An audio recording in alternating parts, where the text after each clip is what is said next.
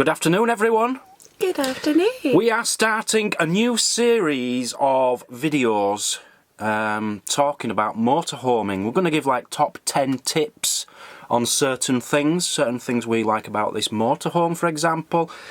10 things which you might not like about motorhoming, all these different ideas. And as first one is going to be just simply 10 tips for motorhomers. Yeah. So tip number 10? Tip number 10 will be parking spaces. You've got to remember a motorhome's very, very, very big. Some of them are bigger than others. Some you can have little camper vans which fit into one parking space. But generally you're taking up 2 parking spaces, which means 2 tickets. 2 tickets, twice the price to park. And on top of that, I would guess 70-80% of car parks don't allow motorhomes. They're not big enough to accept a motorhome. So always plan, before you set off in the morning, always plan your journey ahead. Check on Google Maps, check on Parkopedia, check on Park for Night. Just check everywhere you can to make sure that you're allowed to park in there and your van's going to fit and you've got the change, because it's going to cost you a fortune if you're covering 2, sometimes even 4 parking spaces. And on top of that, you've got to remember, if someone parks next to you, can I then get it back out when I come back to my van? Because people will park right next to your van. Try and park on an end out of the way. Number 9. Definitely consider getting extra security, whether that be a clutch claw, a steering lock, Tracker. Tracker, yes. Tracker, something like that. If you haven't got an alarm, get an alarm. Yeah. Do whatever you can. Whatever you can afford to do it. You have to have good security on your motorhome. As time goes by, motorhomes are getting targeted more and more and more by thieves. I don't know what they're doing with them. I don't know how they're managing to transform it and hide it. And I think they're transporting them overseas, but possibly. Yeah. But it's more and more in the news now. People are trying to steal motorhomes. So do everything you have to do to make sure nobody can steal it. Yes. Tip number 8. Number 8 is don't worry about interior cover designs. I'll have to hand you over to Mazzy for this one. When buying a van, guys, don't worry about the interior. You know, if you think the seat cover's a bit naff or the carpets are a bit naff, you know, ours ain't tremendously great. But just always bear in mind, you can cover them, which is going to be the best option anyway, so you can regularly wash them and stuff like that. So yeah, don't let that put you off from buying what could potentially be a very good van. And these covers we've got cost £12 each. We've got 3 of them, and it completely changes the interior. So for £36, we can clean our covers whenever we want. So yeah, when you're going around the shows and things and looking at buying one, don't be put off just because it looks a bit, that's not my style. You can change your style just by throwing throws on. A lot of them are a bit, I'm going to be honest. Yeah, very much so. Yeah. Especially the older ones. Yeah. If it's over 5 years old, I've found the interior on them are disgusting, some of them. Yeah. And I don't mean muck, I mean they're just ugly. They're very good vans. So perfectly good vans, just remember, you can put covers everywhere. But you do need a girl to do that for you. Tip number 7. Talking about silver screens now. That's the screens for your windows, your front windows on a night. Yeah, I was just going to quickly explain what they are. They keep the heat out. They keep the cold out in winter. Yeah. And heat in summer. No, other way around. I don't know. They keep, yeah. We do both recommend to get the best. Don't go cheap, you'll be buying twice. Just go for the brand silver screens and you can't go wrong. I think they're about £140 we paid for them. I think it's different depending on your van because they're kind of personally made for your van, so they can vary. But they're not expensive, just don't buy twice. The thing is with the screens, you can buy them for £40–50.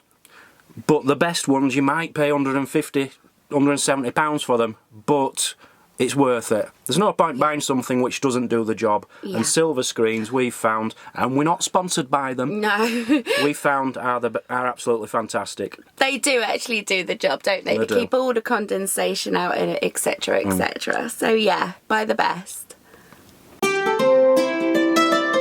So tip number 6.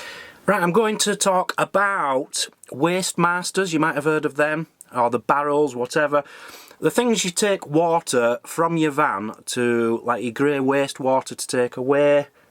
What's the other one for? To get fresh water. To get fresh water to your van. I don't know. Yeah. There's 2 things which a lot of motorhomes get. Nothing wrong with them. They do the job. They're fantastic. Yeah. But they take up so much space. And we've never had them. And for that reason, just too much space. And we've coped, haven't we? We've managed. We've managed without. Yeah. You know, if you need to empty your grey waste, we've got a collapsible little bucket. It might take 5 or 6 goes, but it can be done. Personally, for us, we've decided having big barrels is just not an option. It takes up too much space. No. So it's a personal preference, but our advice is you don't really need them. Tip number 5. If you've got the opportunity, definitely test drive a motorhome before you buy. Whether you're planning to just holiday in it or live in it, definitely test drive. It's an awful lot of money, an awful lot of expense, and you might find it's not for you. And what we mean by that is a lot of garages, a lot of dealers will they'll let you take it away for the weekend. You know, see if it's for you. It might be too big, too small, might not have the cupboard space you want, and you don't really know until you spend a few days inside. So if you've got the option, certainly, we didn't do it, but we'd recommend that you do take it for a test spin, a little test weekend. I'm sure they're going to let you do it. They're not going to turn away a £40,000 order just by not giving you it for a couple of days. Tip number 4. Don't waste money on shaped bed covers and sheets. I'm going to hand you over to Mazzy now because this is a girl thing. And what we mean by that, guys, is if you've got a motorhome and it has an island bed, or, you know, where it shapes like that at the bottom. And what's the other shaped bed? French beds. A French bed. A lot of them are funny shapes as well. Funny shapes, which aren't rectangular beds. Yeah.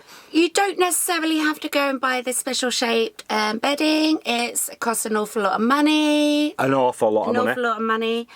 And just buying double sort of everything, double sheets, double quilts, is fine. It works just as well. And if not better, actually. Yeah. We found better. We found it's better. Yeah. Just go to Argos, get cheap bedding. It does the job just fine. Don't worry about the curve at the bottom of the bed. You're just paying an extra £100 for your bedding. That's what we found. Well, we have brought this shaped bedding, so we have had the experience of having this and then just buying double. I find with the double, you have obviously got a little extra to play with, and it doesn't hang over nothing. It's just better, what I find. So yeah, you don't need to be buying special shaped bedding. Moving on. That's enough about girl things. Tip number 3. Cleanliness. Absolutely try and stay as clean as you can, and that goes for your personal hygiene, whether it be your clothes, yourself and your fan. You're in such a small space, especially if you're living on the road as well. Grab at every opportunity you can to wash. So just to add to that, I would say for all you men, make sure you have one pair of underpants for every month. Don't miss a month. Yeah, very good. Tip number 2. Tip number 2, charge everything you possibly can whenever you can. For a start, make sure you have as many solar panels on your roof as you possibly can. It makes a massive, massive difference. It really does. As soon as that sun comes out, it charges your van right up. But things like charging your phones, charging your laptops, charging your toothbrushes, charging your hoovers, charging anything. You get it, razors, get them charged, especially if you're on a campsite for a night. Get it all charged, and fingers crossed you won't have to worry about it for a few days. Anything to add on that? I think what we're aiming at is the 24-volt things with a proper plug on is what we're trying to get at. Yes, aren't we? you do not have 24 volts in a Yeah. van when you're travelling unless you're hooked up on a campsite. So make the most of having electricity when you've got it and Yes. charge everything. yes. So tip number 1, we haven't done these in any particular order, but this is definitely number 1. I think we agree on this one. Yes. Go on. Empty and fill at every opportunity. And when we're talking about empty and fill, we're talking about empty your toilet. That's the main one. Yes. Empty your toilet whenever you can.